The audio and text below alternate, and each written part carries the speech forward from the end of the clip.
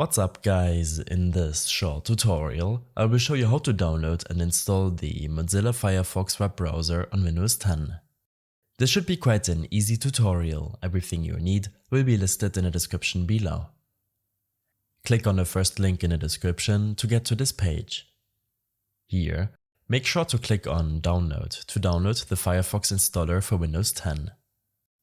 After a few seconds, the download will be completed and located in your Downloads folder. You can then proceed to double-click the installer application and a new window will open up.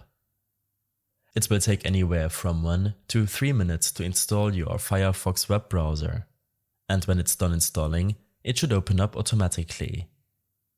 In case it's the first time using the web browser, then you will have the option to set Firefox as your new default browser, to import your saved passwords from other browsers such as Google Chrome, and finally, you can set a theme.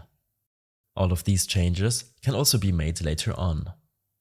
When you're done, a new Firefox shortcut will be created on your desktop to easier access the application in the future. I hope this helped you out. Leave a comment if you have any questions and see you in the next one.